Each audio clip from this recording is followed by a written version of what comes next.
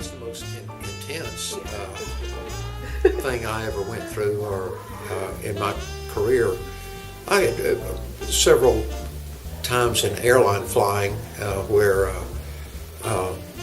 bad weather or a problem with the airplane really got your attention, and required extra skill and thinking and good clear thinking in order to keep the situation under control.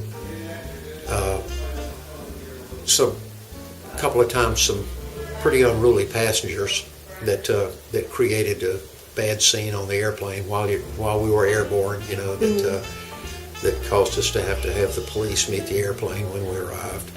Like potentially terrorist situations, or like? No, not terrorist situations, just bad dramatic behavior. Just bad behavior. Just and irritating other passengers. And you go back and talk to them and tell them, you can't behave that way on a commercial carrier. You're around all these other people and everything. You have to behave yourself, and it generally was a result of the people being intoxicated. Right. Had too much to drink, and got carried away or something of that nature. Any other intense situations I ever had would have to be when I was in the military, doing a combat tour in Vietnam, and that was a traumatic experience, to do that. I lost some guys over there that I made friends with, lost their lives over there, and either being shot down or whatever, and everything.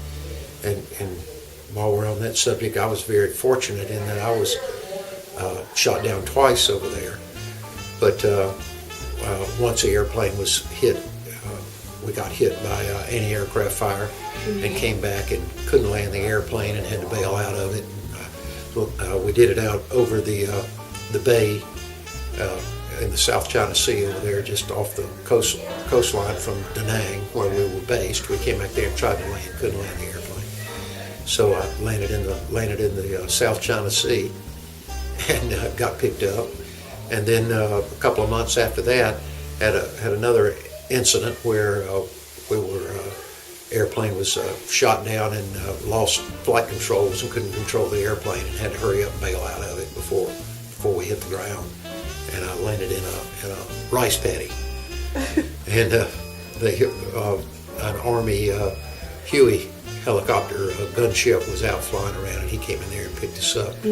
After that, I was given three choices. I had just about finished my tour of duty to where I could come home, but they said, "Well, you can go home, but you won't have credit for a complete tour, and you'd be subject to being recalled for a second tour, like so many of these guys now have served 2 or 3 tours in Iraq and Afghanistan." Well, I would have been subject to be called back.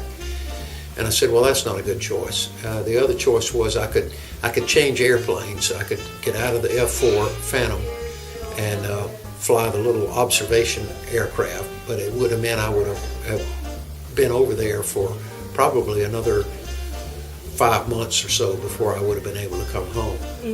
And so I said, well, that's not a good choice either. And the other choice was I could fly 6 more missions, combat missions over North Vietnam, and I would have had my 100 mission requirement for satisfying the requirements of a complete tour, and I could come home then. So I said, well, that's what I'll do.